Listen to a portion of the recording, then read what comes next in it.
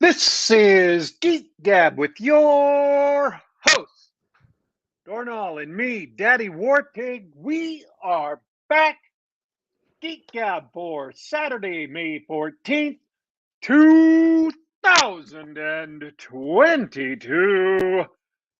Dorrinal, how was your week? Hey, I'm pumped. I got lots of cool stuff to talk about. Uh, Biggest thing on my mind right now, uh, I've had a great week. It's my birthday this week, and the people close to me have made it special. So I've had a great week. Last week though, we missed the show. I was busy up in Seattle. You want to hear about that? Yes, because we talk Actually, about that every year. I went to the Bone Bat Comedy of Horrors Film Fest up in Seattle. After the lockdowns last year, they didn't have it, and the year before, if you recall, they did online only. It was a virtual show in 2020. They are back. Seattle is mostly not locked down, and so we all got together at the Uptown Cinema and watched a bunch of hilariously stupid uh, comedy horror shorts. Let me see if I can get a page up for those of you guys watching live with a little bit more detail. But for those who don't know, it's a film fest put on by my buddy Steve and Gord from the Bone Bat podcast. They do a horror film festival called the Comedy Horrors Film Festival every year, and it's a ton of fun because it's not just a bunch of movies. Get they wade through like 45 hours of submissions and uh, bring the best, funniest, silliest, goriest horror that they can get from around the world, and post they play it all. It's 11 hours in the theater, and it's a hoot. They also have, and this is the icing on top. This is what makes it live music in between uh, blocks. They'll do a block of shows and then boom, live music from a band from San Francisco, the Hollins and Hollins Mortuary Company, where uh, they do bluegrass, they do swing, they do whatever, and it's all like fun horror themed um, stuff. I had a blast. I went up with my brother and my girlfriend. We all had such a great time. I highly recommend it, and it's good to be back. You know, after the past few years, it's just good to be back.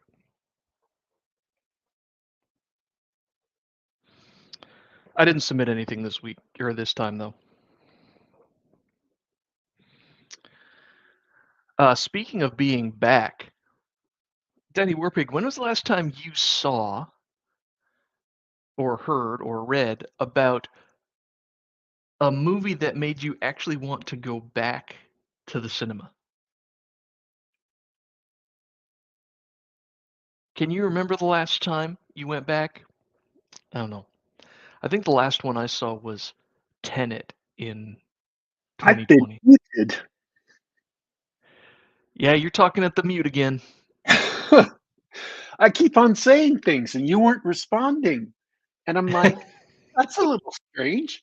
He's acting like he can't even hear me. And I look down at the bottom of my screen and I see mute and I'm like, oh, he can't even hear me. Uh, I guess hopefully that's the technical difficulty for today. That's it. Got it out of the way. We were doing so well. We started bang on at noon. That was, So take us back man. in time, DW. What was your comment? Did you have a comment on the Bone Bat Film Festival?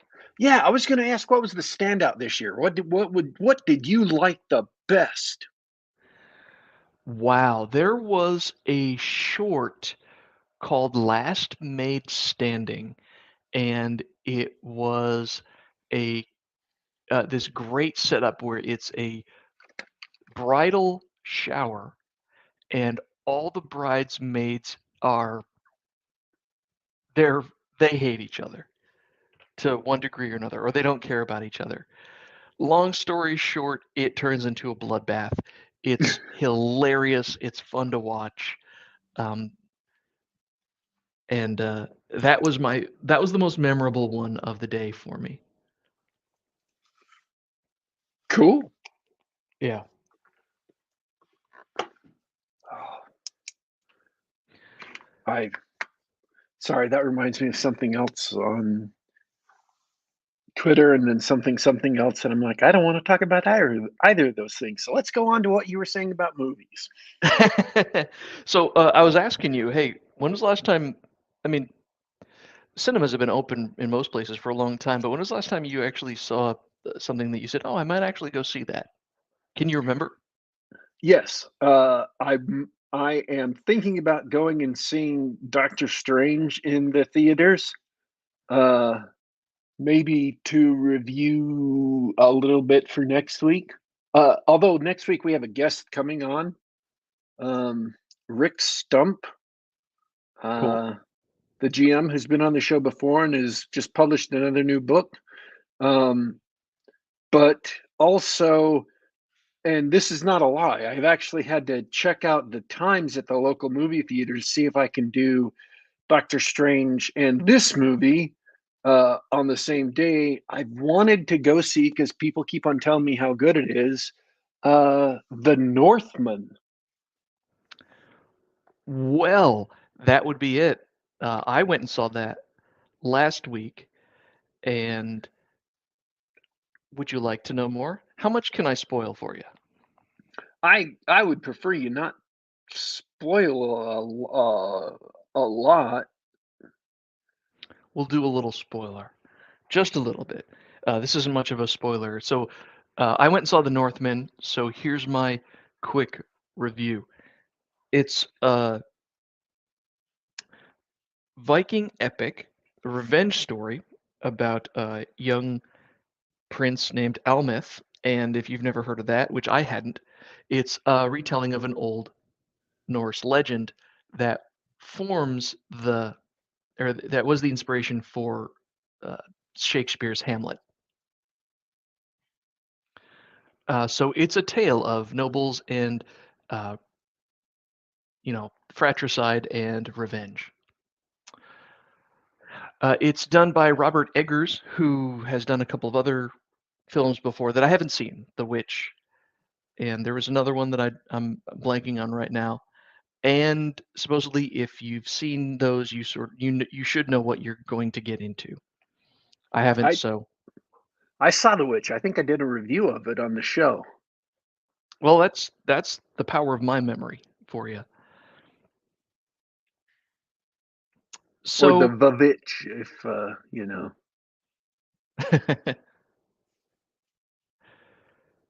I hadn't seen The Witch or anything like that, so I will tell you the biggest surprise was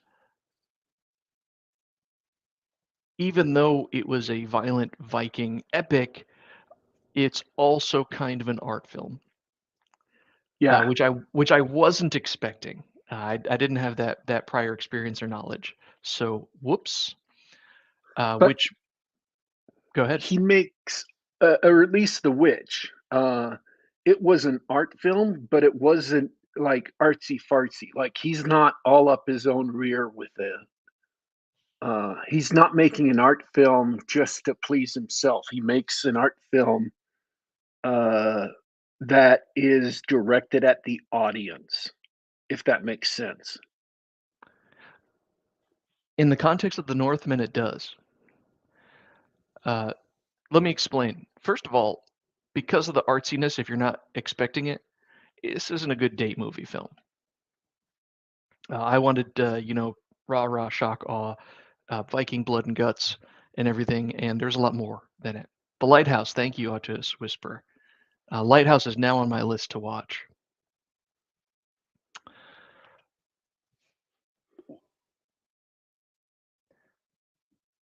what's good about it is that it does have those sort of art film pretensions. There's a lot in there about the mysticism, the Viking beliefs.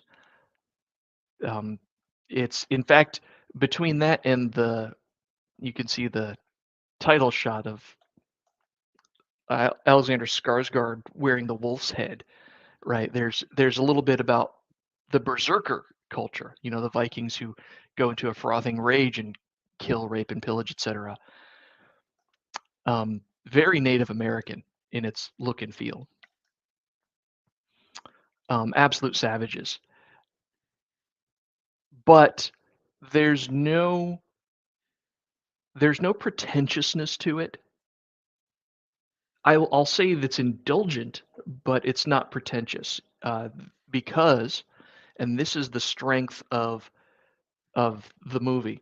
It's a strength of the movie, and credit where credit's due. I think Brian Niemeyer's review put it the best, is that it's honest. The movie doesn't make a judgment in the way it's shot and acted and filmed and everything. It doesn't make a judgment on any of these people or what they're doing or what's happening. It's not a documentary. It's very much a artsy, dramatic film, but it's just showing you what happens, and that makes the artsy stuff, depending on your point of view, it makes it palatable or interesting. And if I sound vague, it's because I'm trying to avoid the spoilers. There's lots, there's like a sweat lodge and visions, and like it's all about like what your fate is, what the fates have decided, and trying to change your fate if you can. Which is a very Norse thing. That was, like critical to their culture. It was the center of everything. Absolutely. Like that, the world will fall, the Fenris will eat the moon, so on and so forth. Like you can't avoid those. So great. That's all well and good. There is a downside though, in that, and here's where the movie falls down. It increases the running time for not a lot of narrative benefit, I would say. I felt and I felt that there is a lot of time spent on that stuff that didn't really matter, or it didn't have a big impact on the story even, right? If you think only in terms of the events of the story, none of the stuff that or half the stuff that happens doesn't matter. Some of the characters don't even matter. Like the same stuff would have happened if none of those characters were there, none of those events happened. So that, I think, that's an indictment of the story itself, right? Like it feels a bit padded, but once I got over the sort of shock and weirdness of it, I did quite enjoy. I enjoyed it. I'm not going to say it was a great movie, but it was good, unless you hate that stuff, or if you don't know what you're getting into. Like I could have hated it because I didn't know what I was getting into, and I was kind of perturbed at the beginning by the weirdness. So that's it. I don't want to say any more for lack of spoilers. Oh, great cast with one glaring exception. I think Nicole Kidman's way out of place as a Viking queen, but I mean, that's it. Like that's a minor complaint in my opinion. I'm gonna leave it there. I'm gonna leave it there. DW, ask whatever you want. Well, the thing is, all the things you've described to me are absolutely. I don't know that I would have expected them. I wouldn't have guessed that. But having seen The Witch, they're all in line with the style he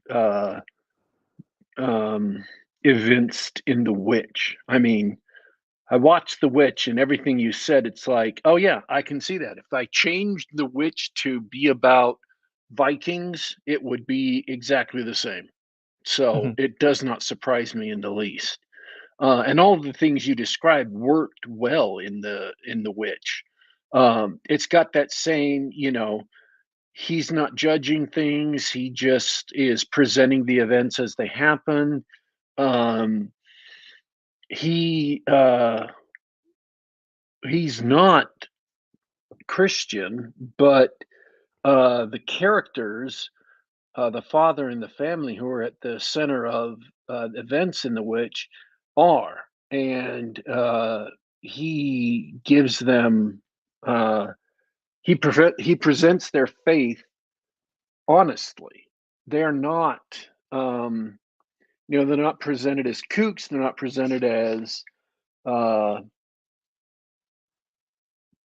weird, judgmental people. He gives them honest faith, and it just is part of who they are. It's part of their culture they've grown up with. It permeates their you know personalities. It permeates their worldview, and that's who they are.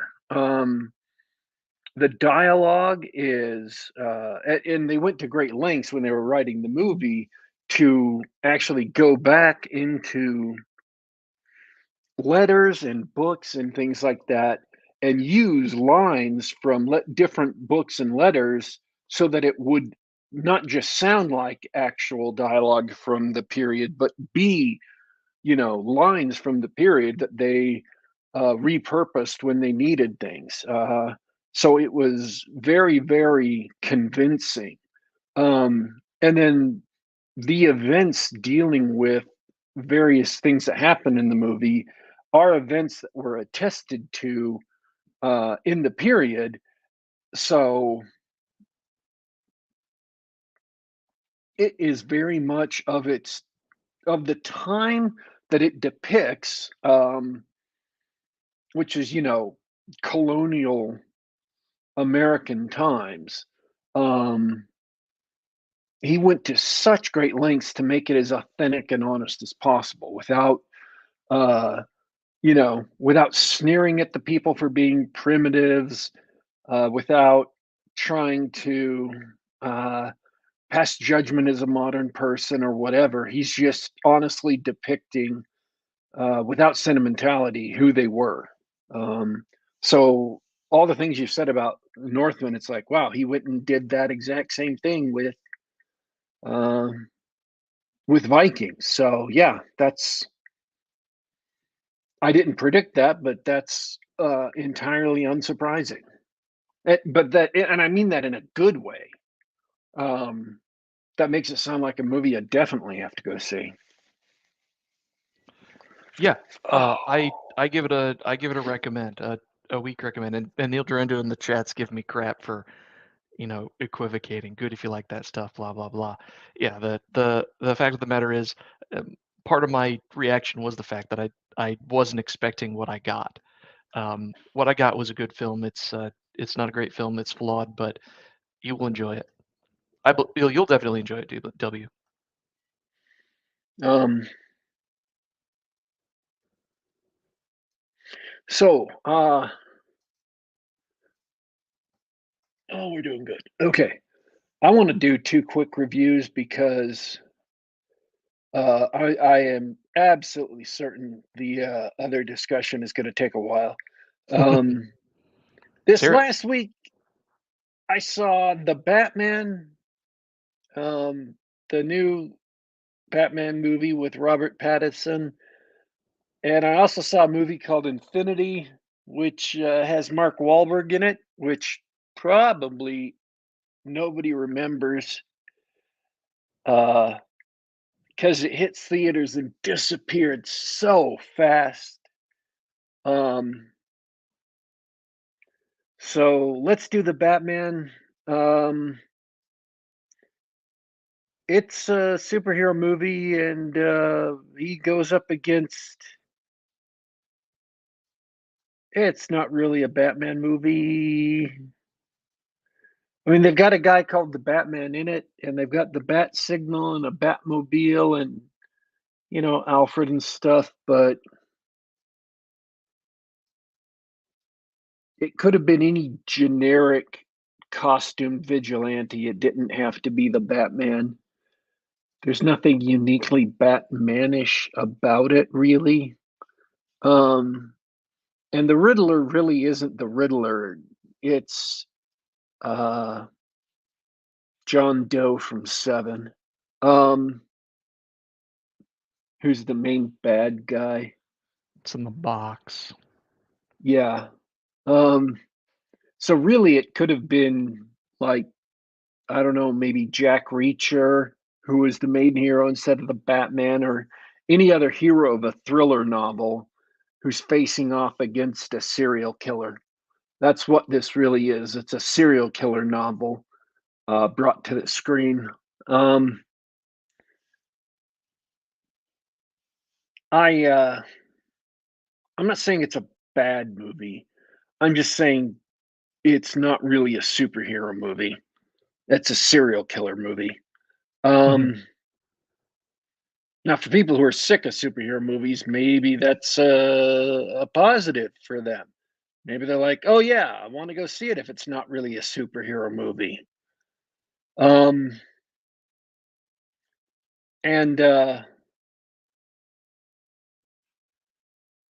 it's yeah,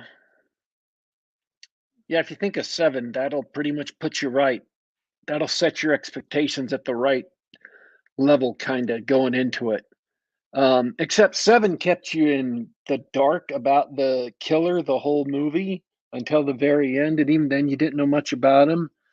This movie focuses on the Riddler, so even though you don't necessarily learn a lot about him, um, you're not kept in the dark about him as much as you are about John Doe. Minus the gore, I hope. It's not quite as gory, no. The acts are shocking, but there's not as much blood, if you get what I'm saying. I think I get it. No sex, of course. None of the sexual stuff. And no sex is allowed in superhero movies. Yes. There is also he posts videos of stuff on social media, and he's got a bunch of followers who all dress up like him at one point and go do things in concert with his nefarious fans. So, I mean, I guess that's a callback to various internet-y things. So it's kind of like John Doe updated for 2021. Take it for what it is. And his plan is actually appropriately epically upsized for a comic book movie. So it's not just 7 individual killings. It gets bumped up to be more ambitious in line with a comic book movie. But yeah.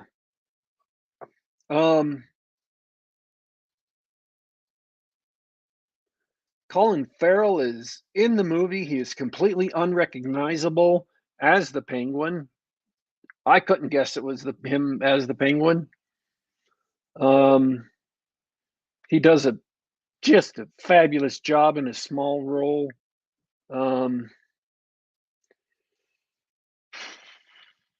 Robert Pattinson does I don't want to say great because it's Robert Pattinson, but he actually does a really good job as the Batman. How so? He just carries off the role that they gave him. I don't like the way they wrote the Batman, but with the material they gave him, he does a good job with it.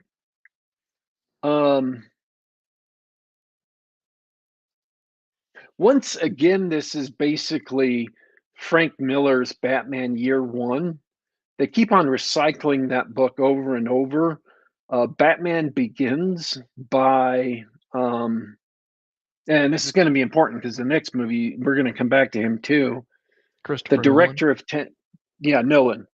Batman Begins by Christopher Nolan was basically in large part borrowed from Batman Year One by Frank Miller. And so this movie was based on a large part on Batman Year One too.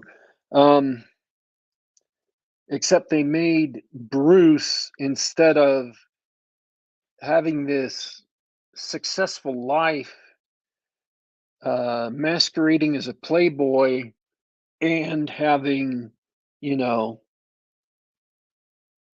a skilled, being a skilled businessman with Wayne Enterprises. He's basically just this weirdo, obsessed introvert who is running the business into the ground and has this emo haircut and is, you know, he's not Batman. That's why I say this isn't a Batman movie, because Robert Pattinson's character isn't Batman.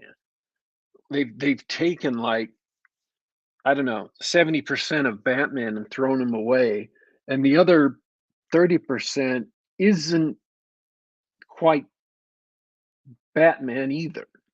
So the parts that are Batman-esque aren't really Batman.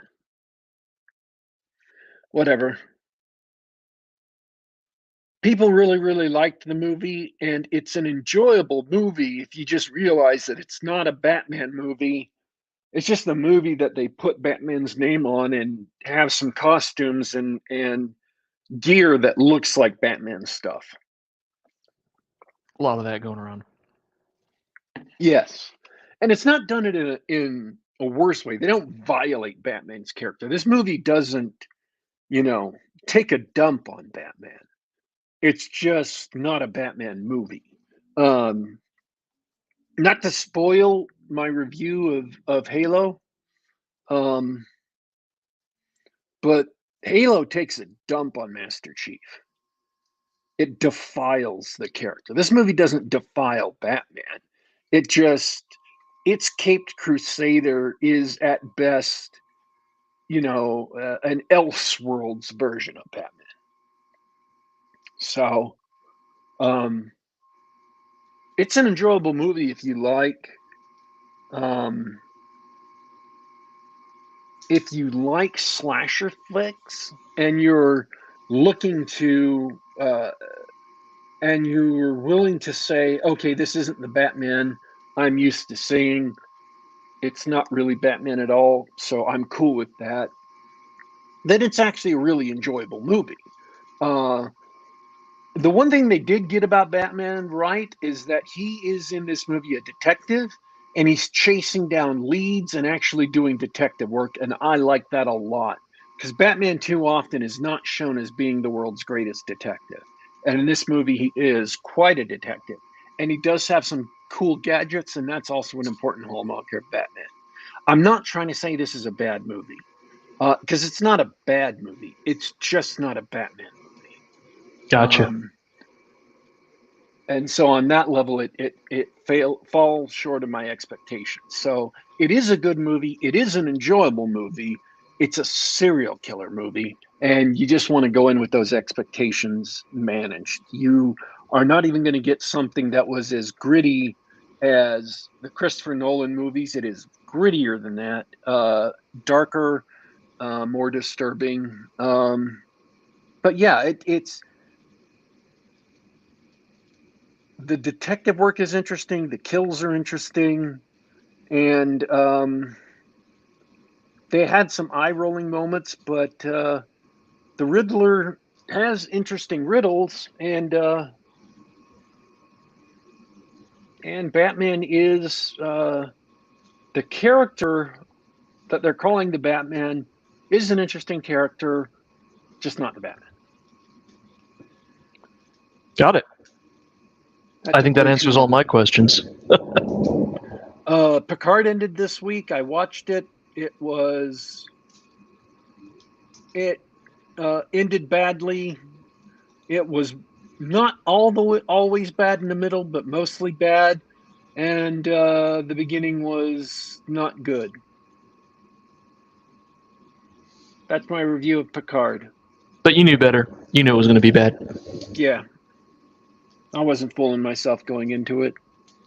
I'm watching Halo. The last episode of Halo is coming out on Thursday, so, yay.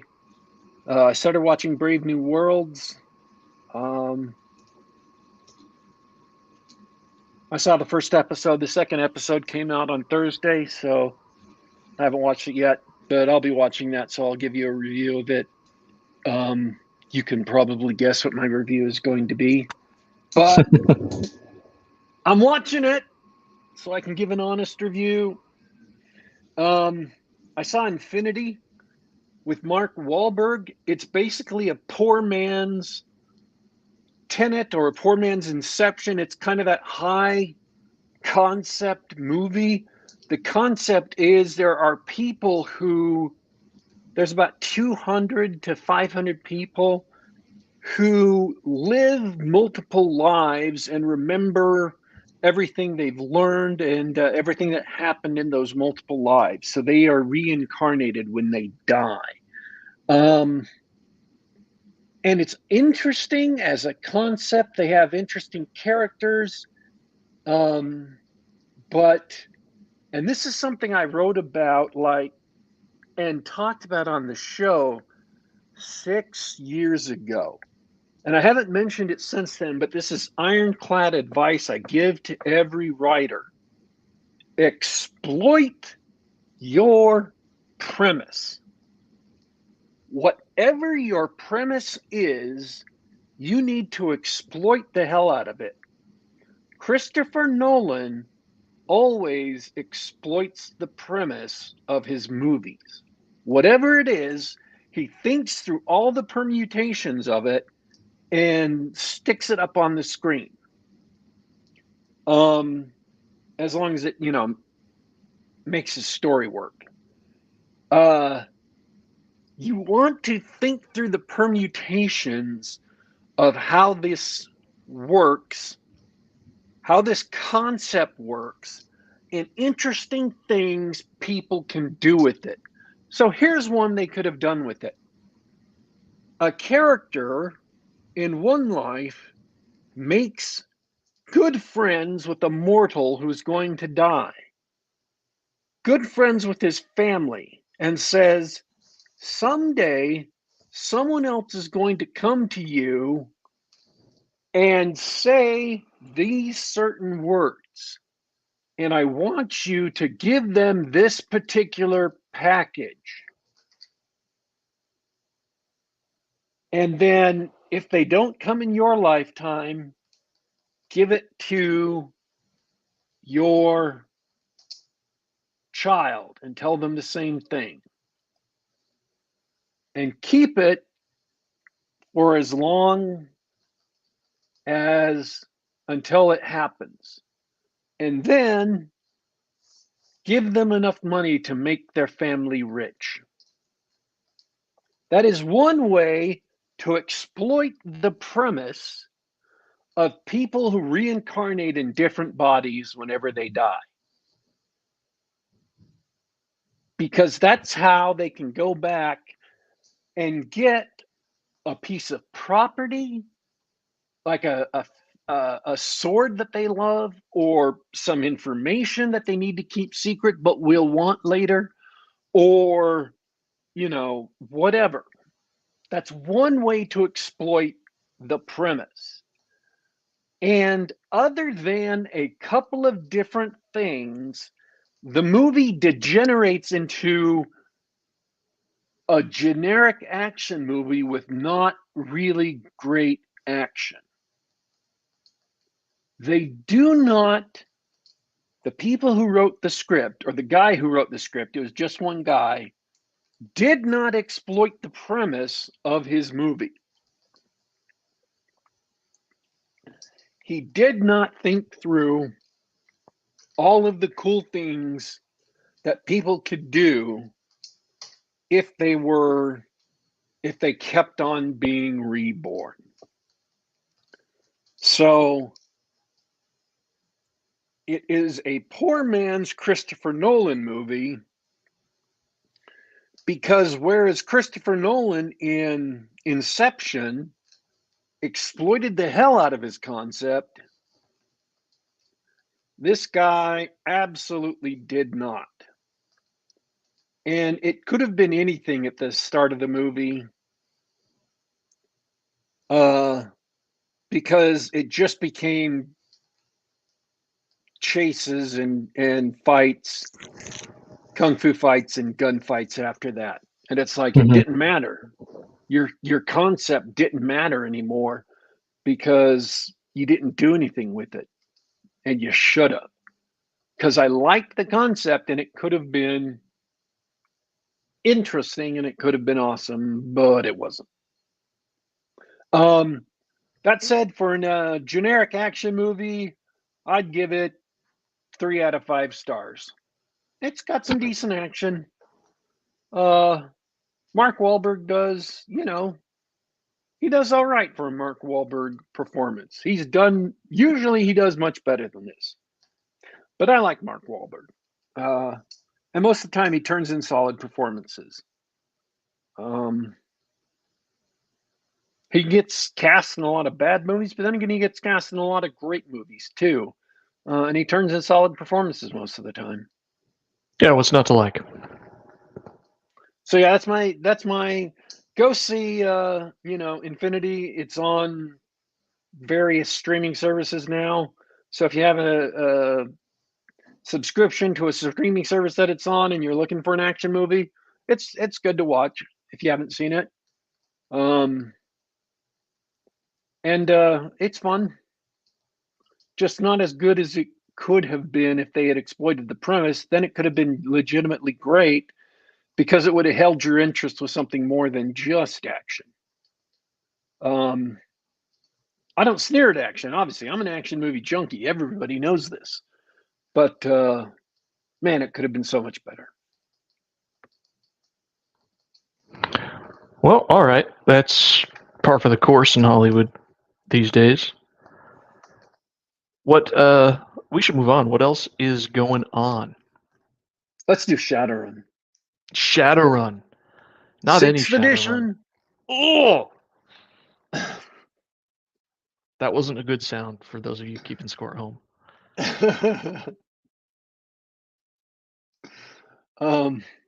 So we've had an experience with Shadowrun 6th edition.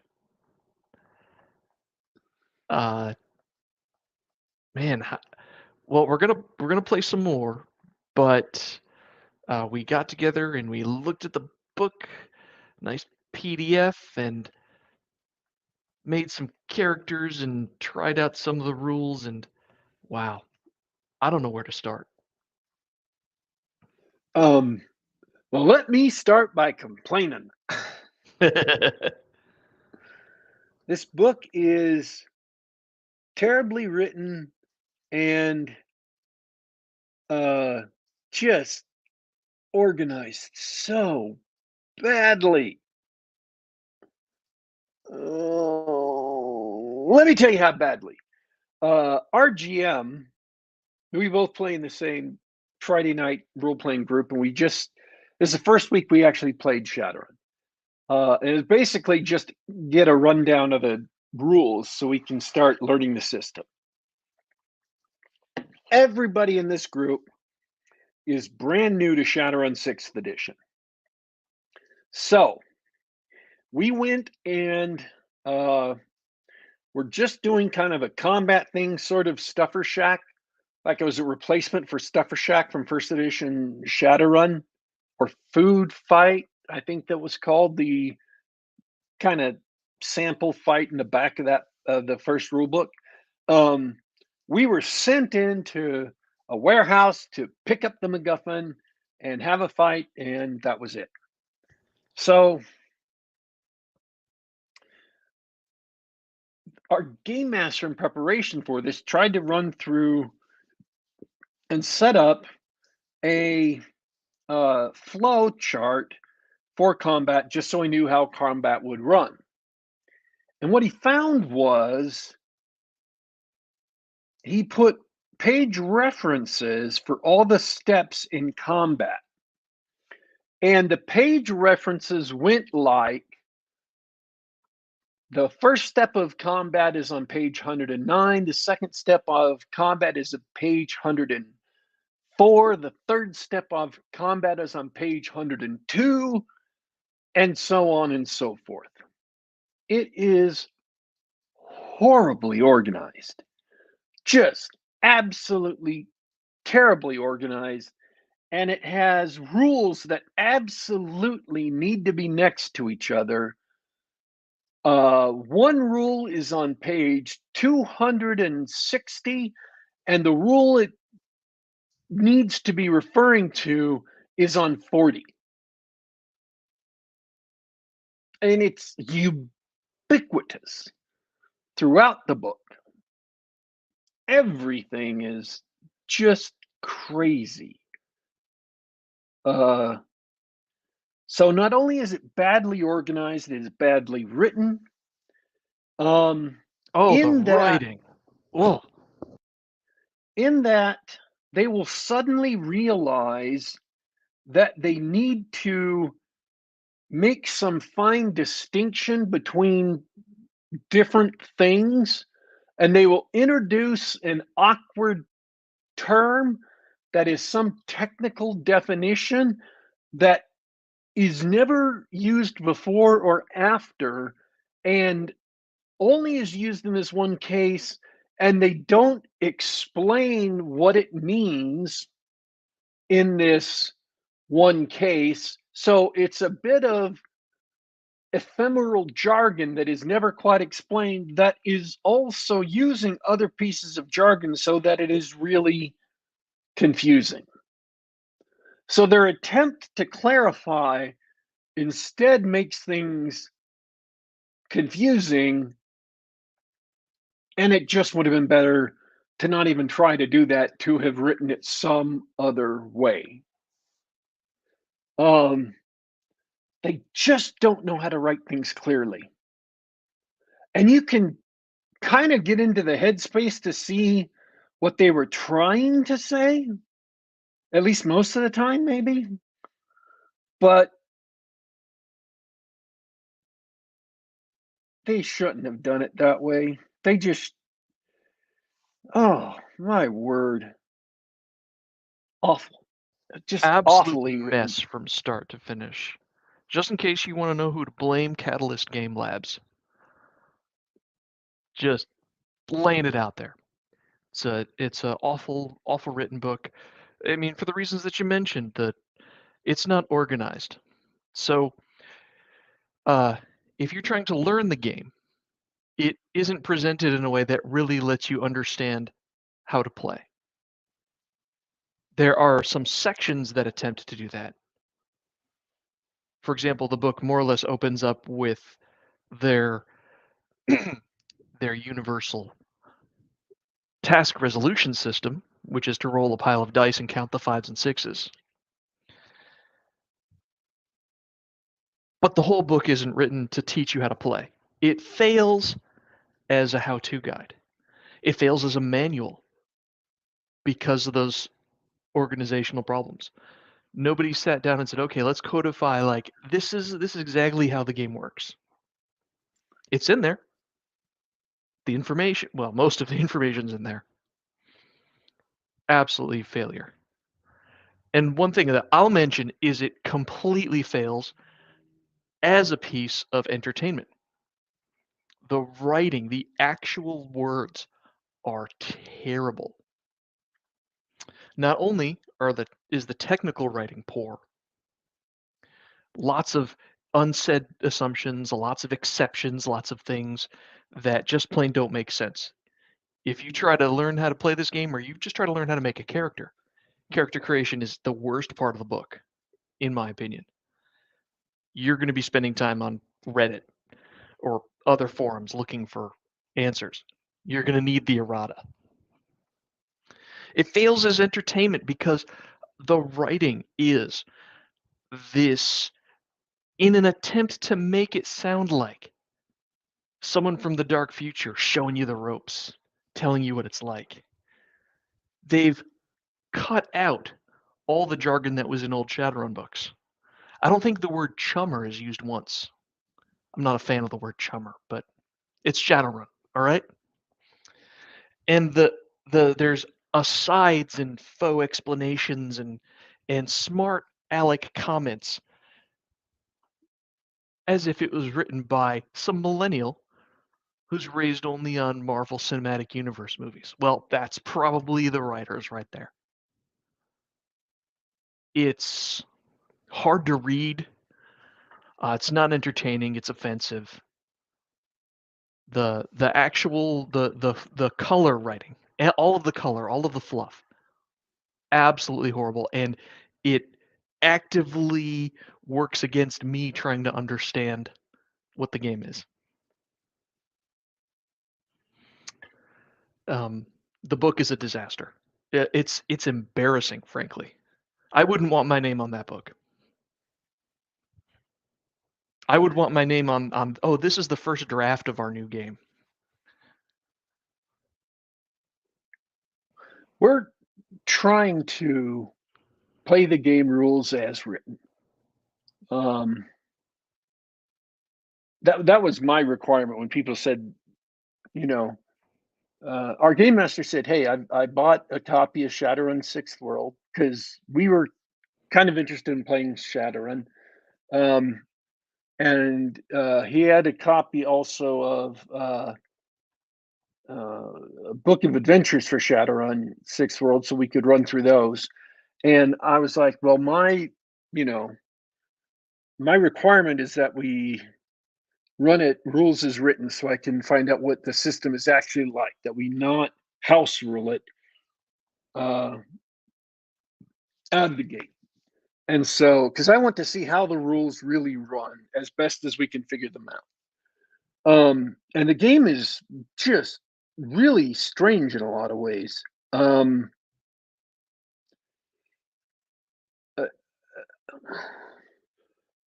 and it may play just fine, but conceptually, it's really weird. And I'm just going to give one example because I do want to get to the AD&D thing. We want to talk about it, the Trollopolous thing, but armor doesn't protect you at all. No, it's tied into their new weird mechanic.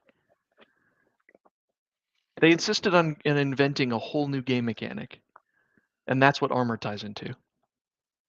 And it's just for this edition. It's never been a part of any previous edition. Which to me just screams like they're trying to show us how clever they are. Like the game designers got an attack of the clevers. They got an attack of the good idea fairy.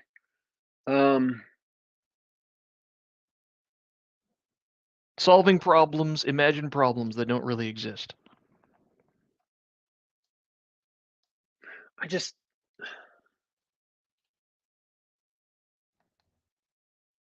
I don't think Catalyst Game Labs game designers are good enough to be trying to do something that completely revolutionizes Shadowrun or is a completely new game mechanic. Or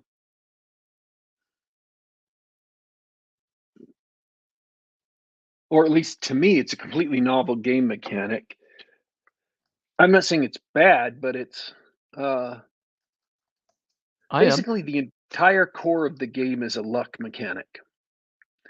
And they present it as it's called edge because it represents you having the edge or the enemies having the edge in a conflict. So when you start an attack, you compare your weapon's damage rating.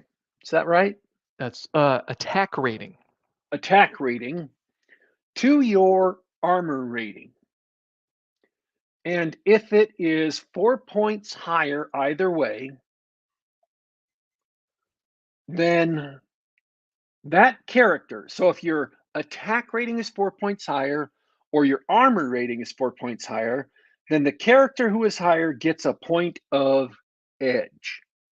You also have an edge attribute that gives you a certain number of edge points to spend. And there are rules on how much edge you can spend and things like that. There are various effects you can just buy that affect dice rolls, or there are special enhancements to actions that you can buy. One of their problem was they call these edge actions instead of like action enhancements because they're not actions individually. They're not actions. They called them actions. They're actually enhancements to other actions that you take.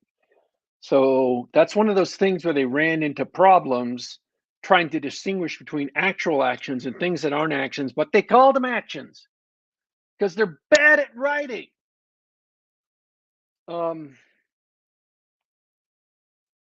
And I'm not saying it's a bad idea in concept, because what you're really trying to do is you're trying to harvest edge from various things that you attempt in order to get up a big pool of edge so that when the big bad guy, when you're fighting him, you can spend edge to really make a big attack. So you beat up on mooks who are called grunts. Is that right? Grunts. Grunts. But they're mooks from Savage Worlds. I'm not saying they stole it from Savage Worlds, but it's kind of the same idea. And even if they did steal it from Savage Worlds, that isn't necessarily bad.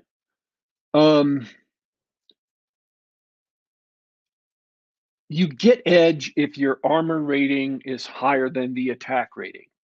The problem is, that's all that armor does for you, is it gives you edge that you may or may not even spend on this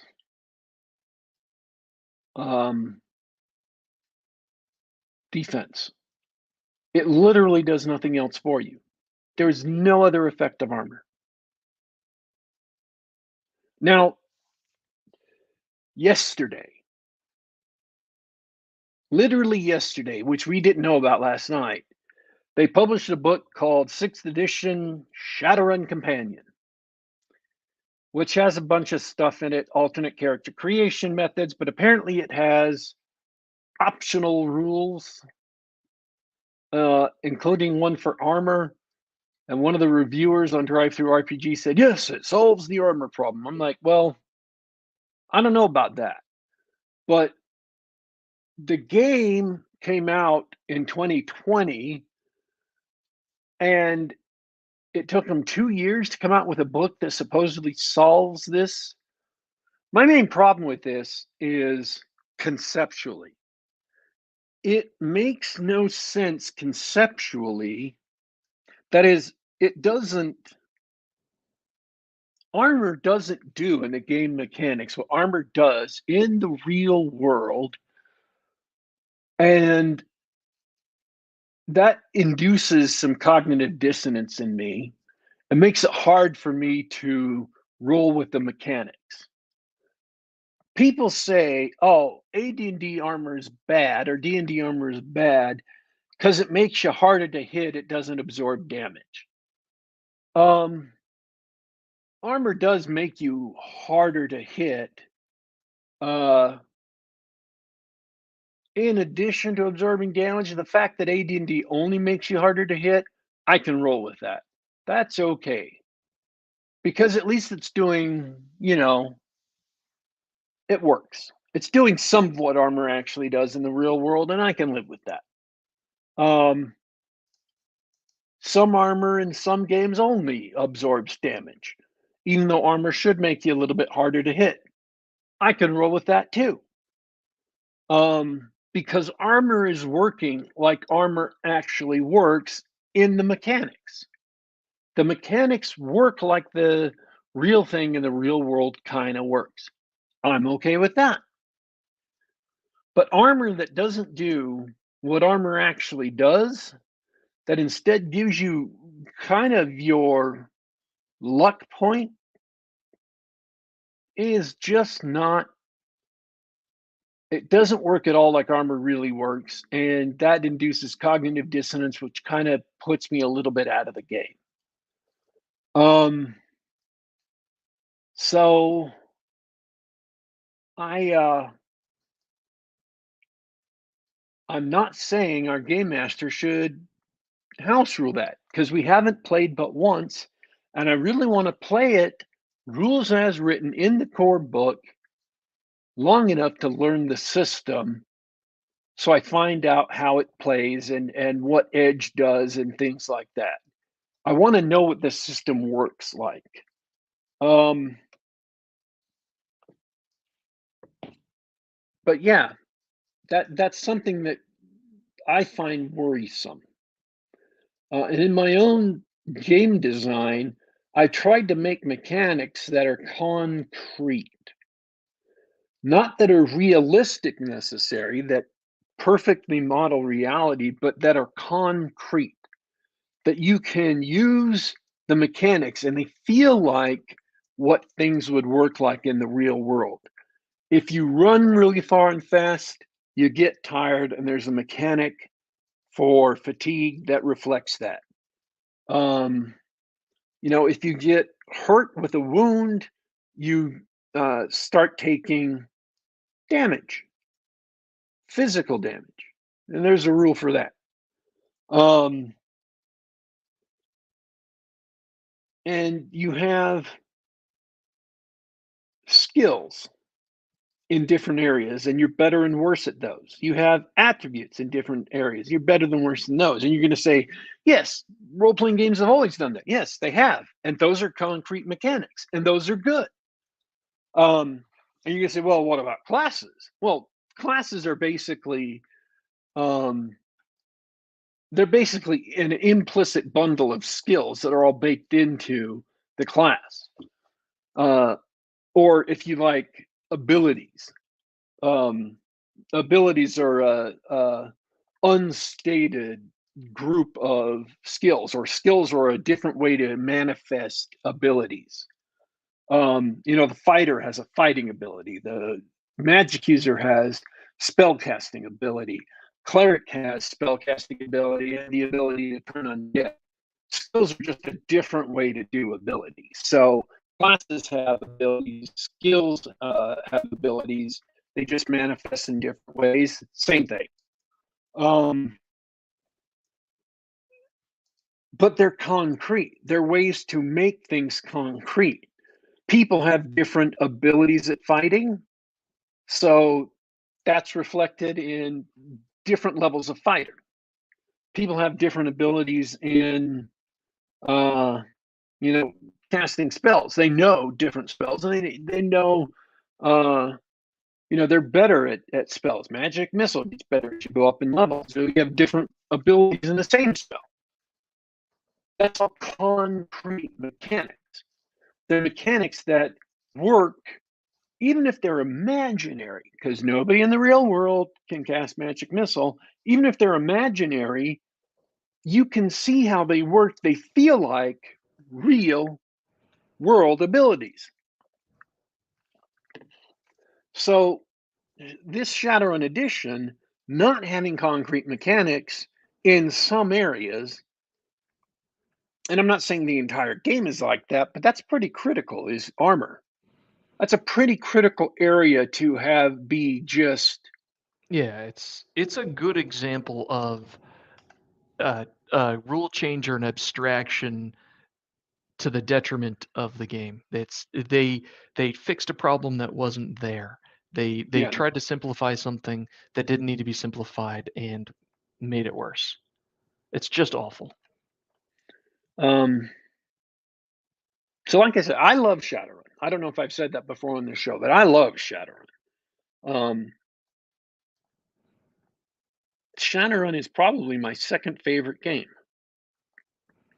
And I knew first and second edition inside out. I had all the books for first edition. I had nearly all the books for second edition. And I just played the hell out of those games. So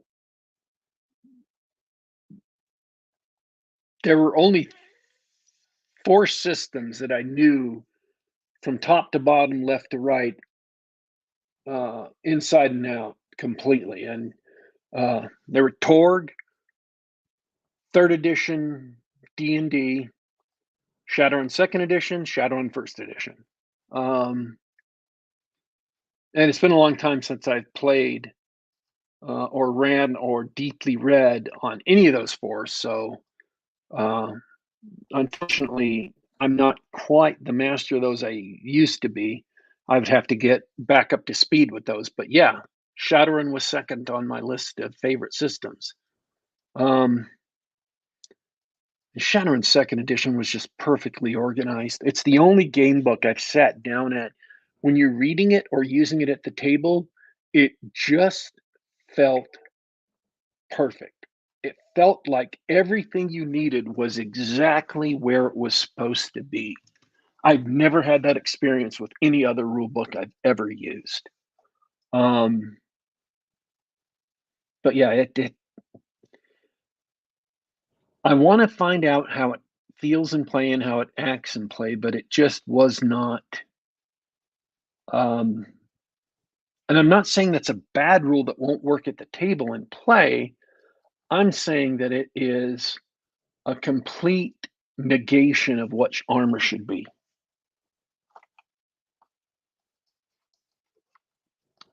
Well said.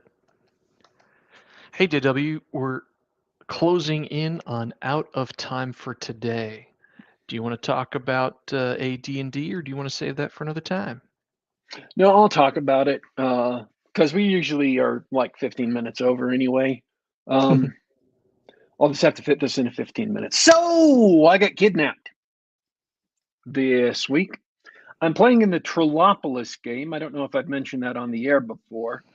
And I've been doing it for 2 months now, or almost 2 months.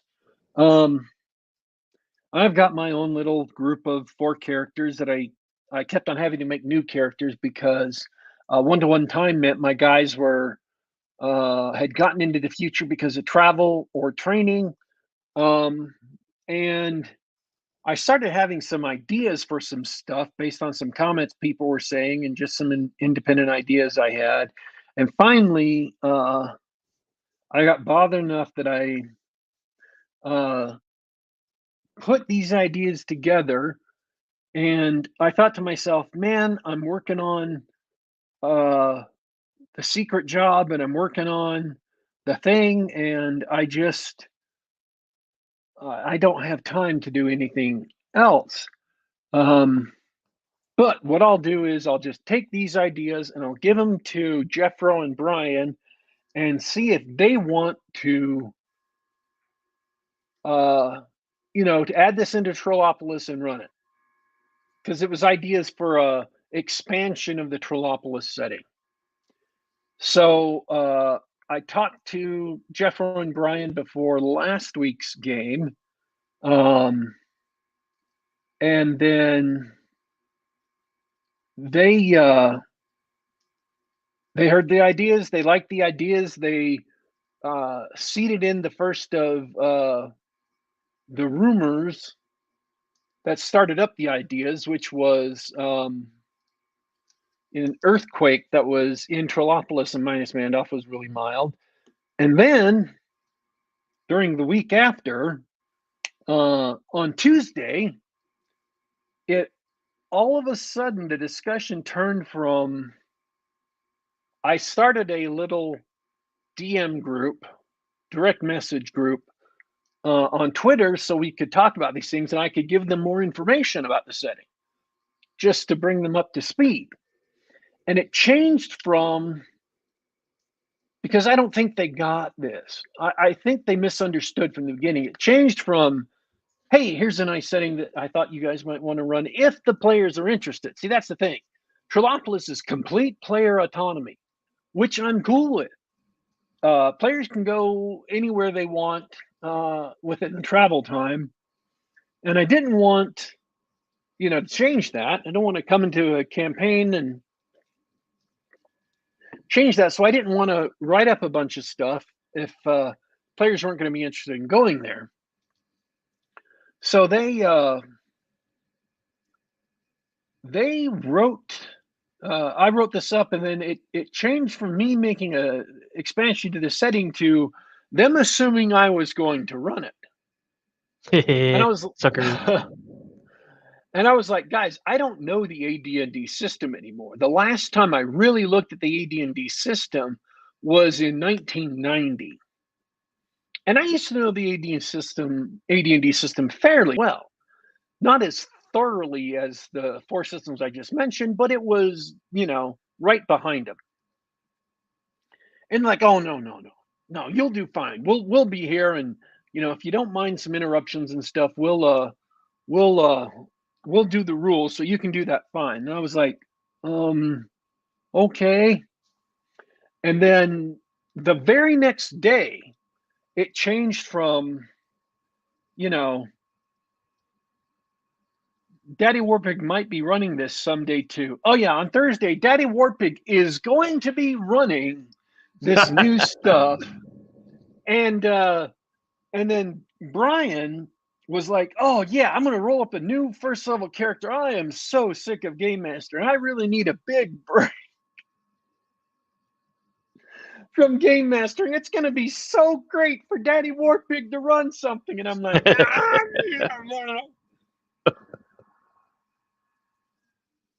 So I got hijacked into running a game Thursday night. And it went great. I had a lot of fun. The players had a lot of fun. And I actually put some more work into the setting so that it didn't trot all over the rights of one of the patron players.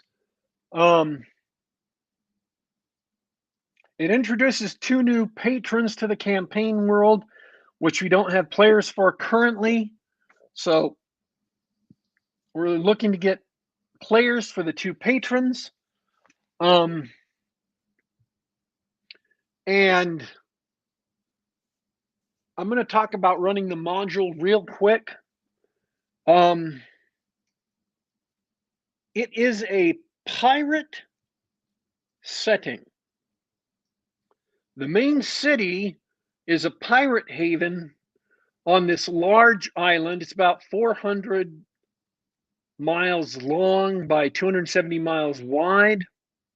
The island had been concealed by an illusion, which made it completely invisible. And it also had storms. Once you got past the illusion, storms would spring up and wash ships into shore where they would crash on the rocks.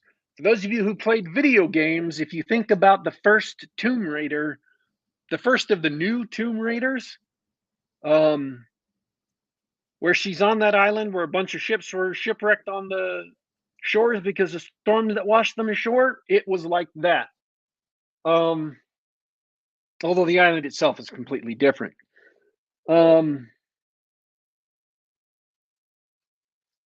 This island is an aircraft carrier, Bradford Walker says. I don't get it. I don't either.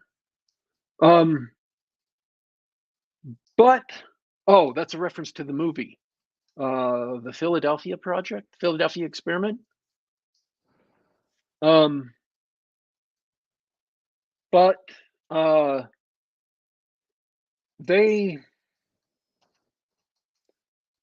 there was a massive earthquake a couple of weeks ago, and the illusion failed, and the storms have begun dissipating. So I originally had it that some Tharks, and there is, in the Trollopolous campaign to the north, a settlement of Tharks, was going to offer opportunities for adventurers to go to the island to recover an artifact that had been stolen by natives of the island.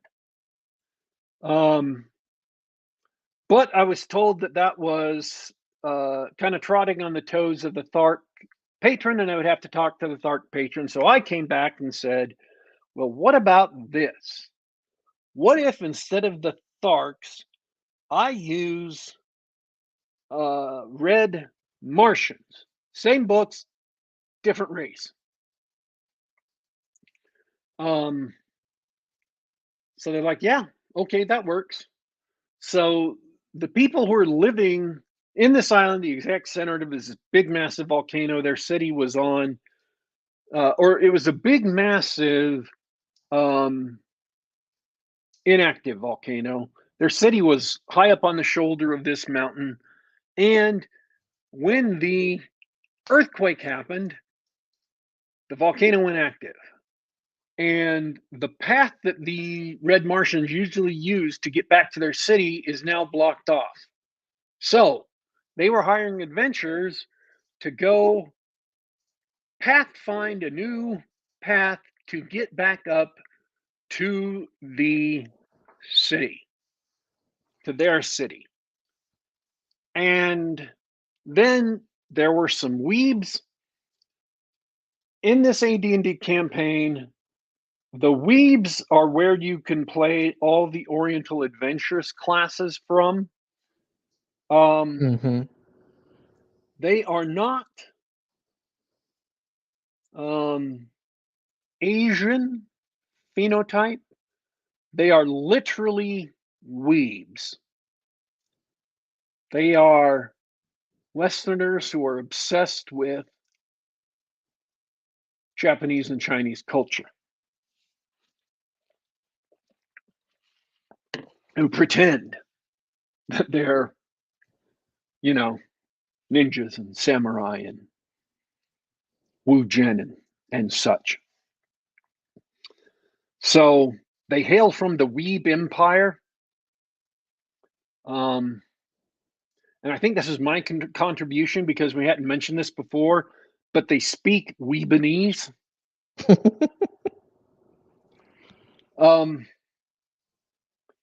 And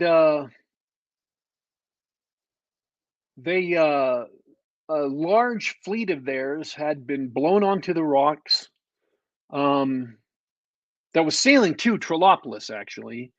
So some of their ships got out and started setting up a port city on the Trollopolous continent, and they were also hiring adventurers. The Red Martians did an interview with adventurers just to see who was acceptable or not. They got on the ship, sailed 3 days to the island. On the island, they sailed into a pirate's refuge. The island, I'm going to read this because I keep on getting it wrong when I say it. The island's name is Bombrozilla.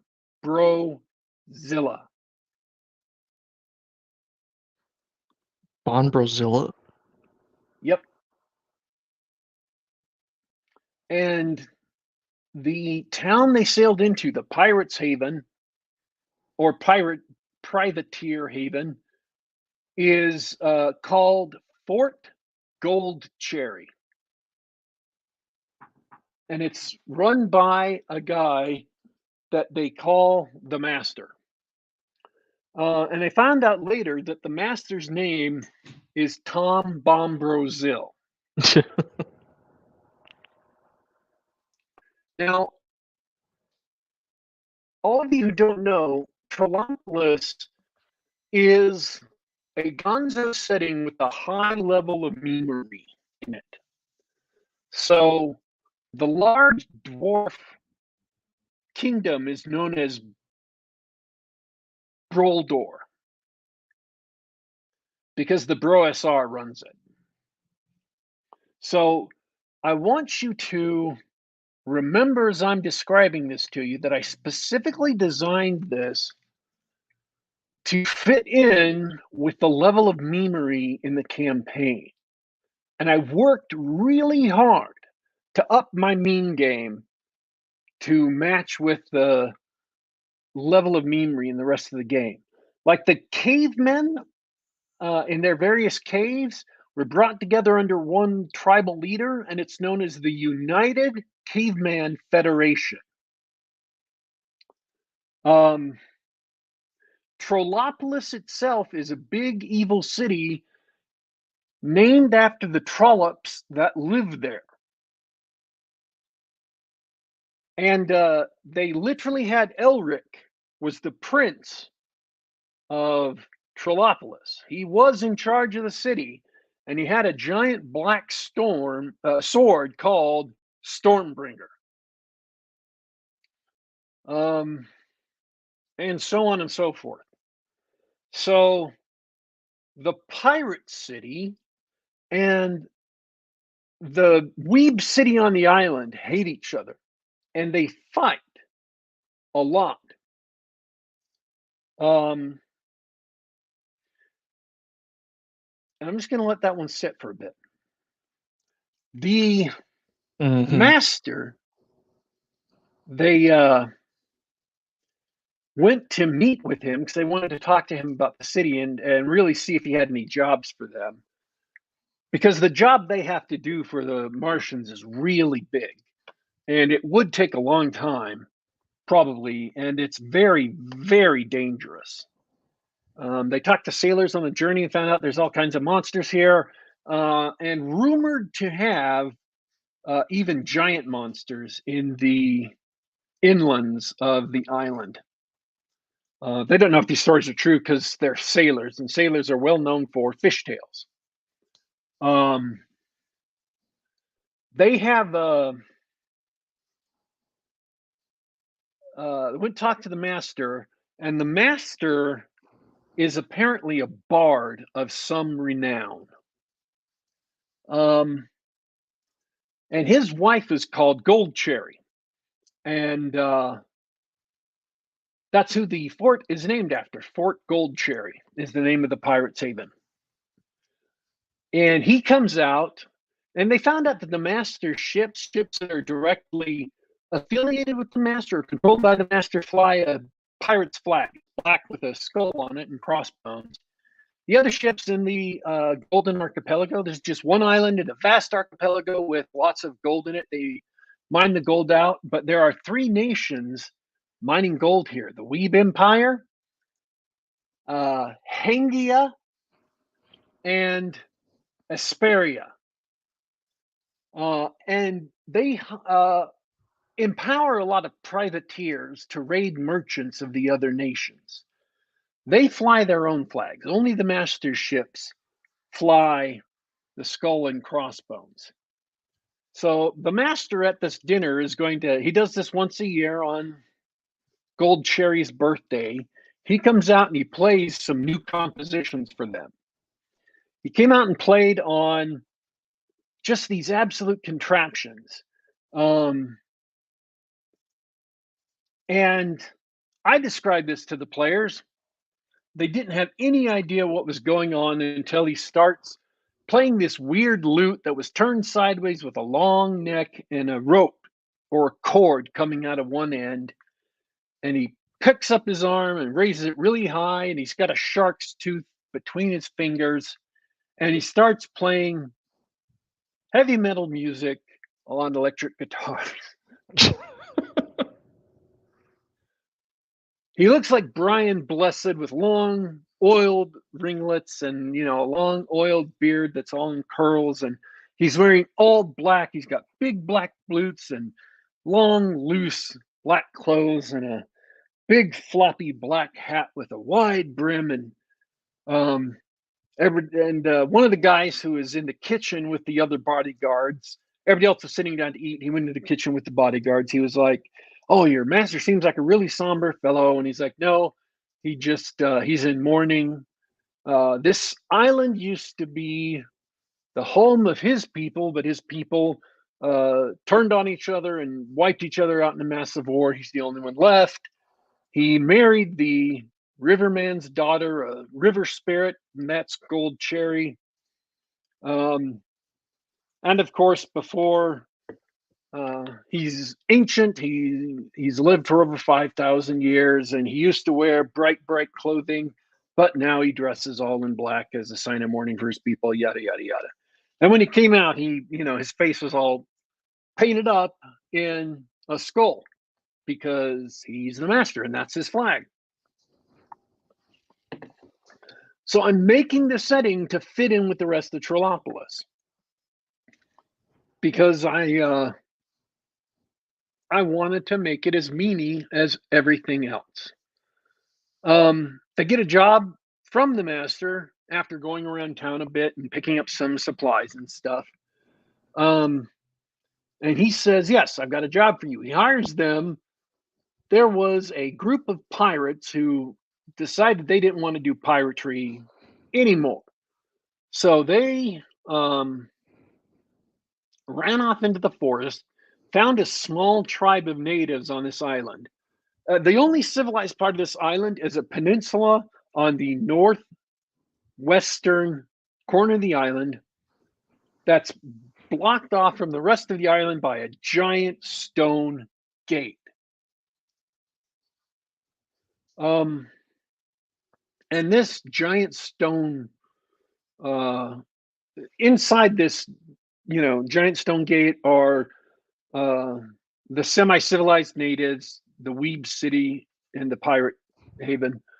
But these pirates turned to banditry. And what they did was they found a small tribe of natives. They went there. They killed all the men. They killed all the children. They took the 11 most attractive women as wives, and then they killed all the rest of the women. And then they turned to banditry and cannibalism. So they are supposed to go out, and these cannibals have been judged guilty by the master, violating the laws of the island, and he wanted the party to go and carry out the sentence. So they went out and succeeded in not doing anything stupid enough to wake up the pirates. They didn't light bright, lanterns or torches. They didn't make a lot of noise sneaking up. So they got complete surprise on the pirates. And I rolled for how many segments they got of surprise, and I rolled 3.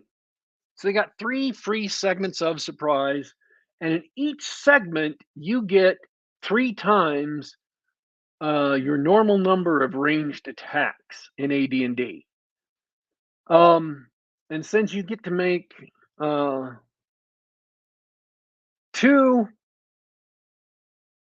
bow attacks per round,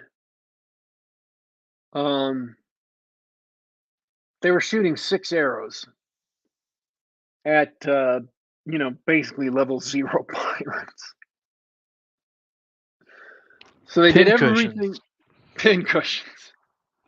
There was one person who wasn't killed by the end of surprise, and she dropped down out of the tree and used and started running, and then they shot her. She died.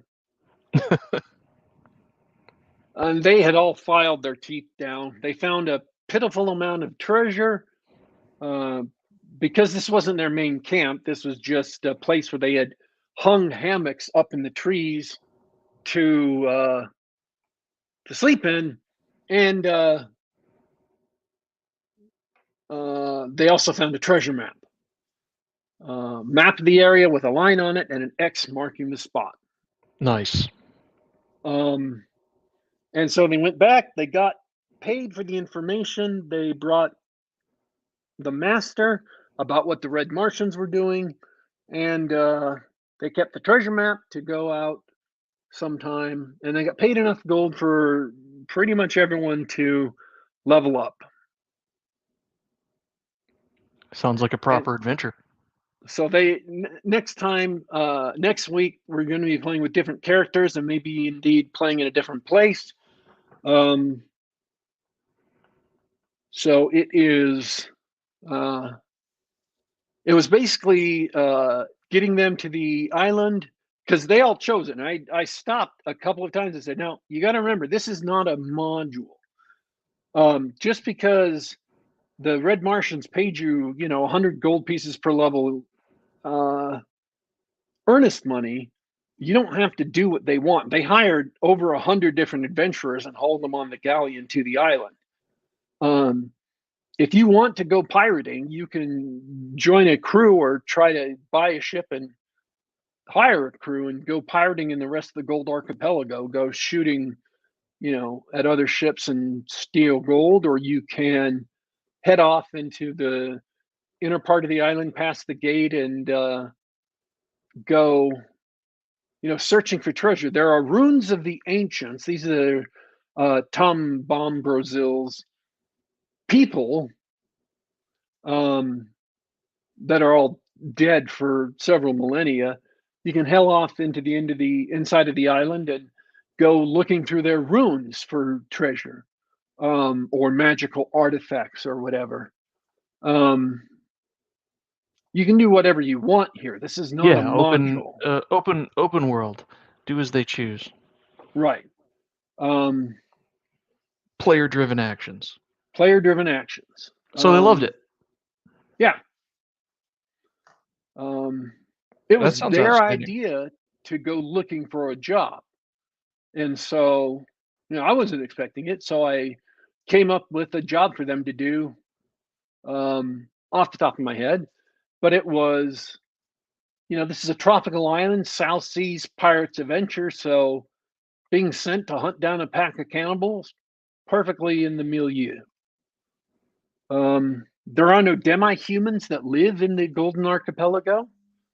There are no elves or dwarves or gnomes or halflings or anything. It's all humans, other than whatever, weeby races have come over on the ships. But I got the word from game masters a couple months ago that the weeby races stay back in the Weeb Empire, generally speaking. So, and I'm not saying they couldn't bring demi-humans from the Trollopolous continent. There just aren't demi-humans native to Got it. The islands.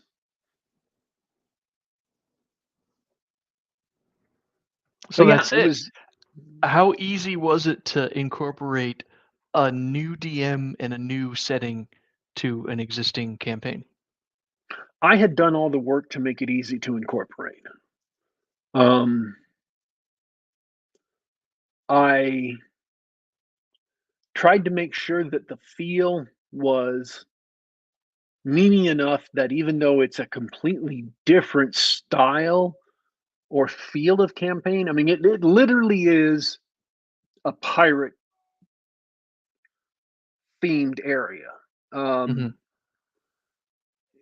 the crewmen are wearing those baggy shirts and loose pants and do-rags. The fine people dressing up to go into the ball were wearing the shirts and pants that you would see in Pirates of the Caribbean and the tricorn hats and everything. And the women were dressed in the big petticoats. But they were all of the quote unquote nobles in the town were pirate captains or commodores of their own, small fleets. There were two parts to the town. One is the swamp town, which is the very first settlement made there was built out on the swamps to protect people from and this is about 150 years ago, built to protect the shipwrecked sailors from the creatures on the land. So they would take their ships and use the masts and build platforms around the masts. You can think of it kind of like the Ewok village, where they would have platforms and then paths between the platforms and then build shelters on top of the platforms, and that's called Swamp Town. And then when the master discovered them, he started, helping clear out the monsters and having them group up and clear out the monsters, and made part of the town on the ground. So the only people who live in Swamp Town now are very poor people and the hardest, kind of roughest and toughest captains and commodores who want to show that they are old school. They haven't gone soft in buildings with, beds and sheets and comforters. But you can buy just about anything in the town. Some things are really expensive, and you can sell just about anything in the town because it's privateer haven. That's what they do. They raid merchant ships and come to this town to sell it.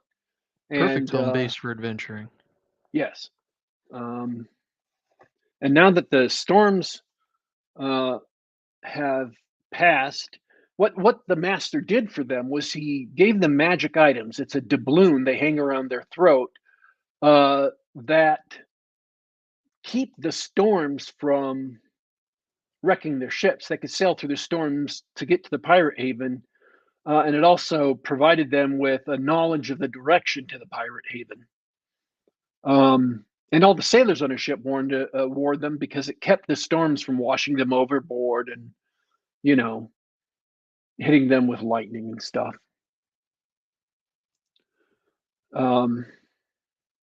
So yeah, it's I did a lot to try and make it interesting. I did a lot to try and make it interesting to players. And I did a lot to make it so that it's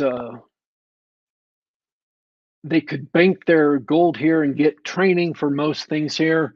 There are no magicians or things like that available yet for training. There may be clerics around, but they haven't searched that out yet. One of the players had the gumption to ask the master for training because he's a bard. He's an AD&D bard, which means he has fighter, thief, and bard levels. I bet he's expensive. So I asked him what his reaction roll adjustment was, and I made a roll for the master, and he got a really good result. So I said, yes, the master will agree to train you. And the other fighter said, will he train me? And I'm like, well, he's already training this guy, so he will also train you at the same time. Wow. Lucky for them. Yeah, apparently the master was really impressed by them not just taking the job, but going out right then that very night and taking care of it without any muss and fuss. They must have wanted to win at RPGs. Do we have any questions in the chat? I think we got a insightful comment. Megabuster Shepherd notes that Barsoom is what connects all the campaigns. It may be true. And now Trollopolous ain't the only one. Broasar's in multiple systems, multiple games, and there's lots of Martians around. Oh yeah, the Tharks are they're in another campaign too. I don't think it's Dubs are on, but they're in another BroSR campaign.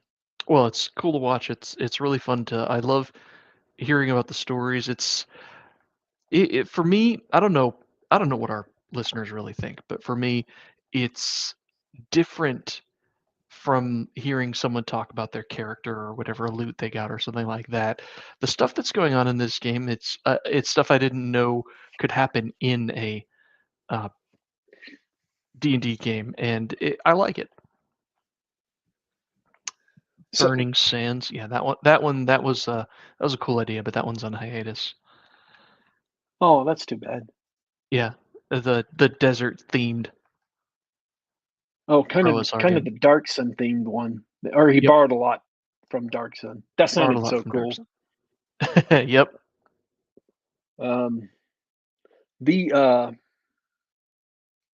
I will say this: the first 3 times I was describing the city and the dwellers in the city.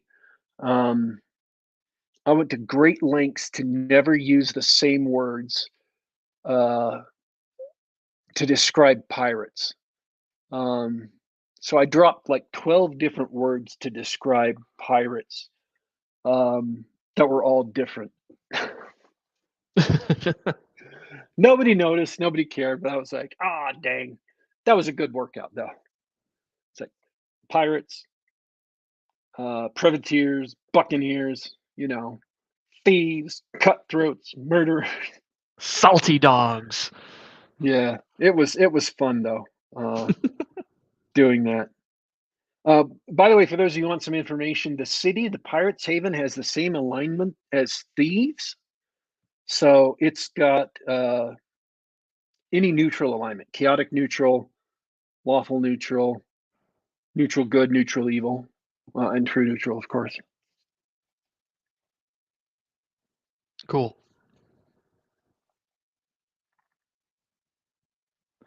I don't have any questions. Chat doesn't have any questions. All right.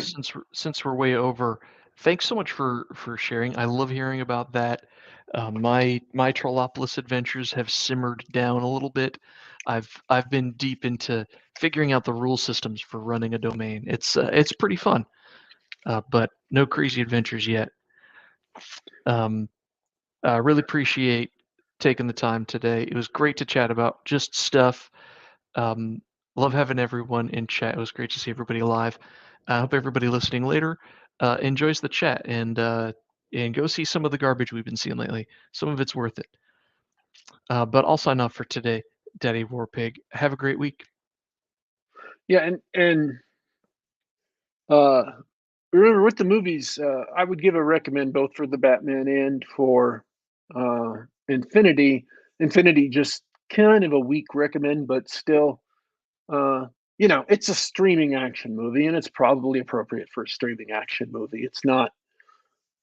It didn't deserve a big success in the theaters, but it's all right. It's about on par with the other streaming action movies you've probably seen. Thanks everybody for coming and listening live and participating in the chat. Again, chat was jumping today. Thanks everybody who will tune in and listen later. We are here just about every week, 2 p.m. Eastern, which is also 11 a.m. Pacific. You can catch us on youtube.com/geekgab. That is youtube.com/geekgab. Or we are available on YouTube. It is here until they kick us off the site. In fact, all of our shows are available here. This is episode 276, so you can catch the previous 275 episodes anytime you please. We are also available on the Google Play Store, on the Apple iTunes Store, and on SoundCloud.com. Listen on the device of your choice, or just grab us on the web. We are signing off today. Don't you worry. Don't you fret. We will be back.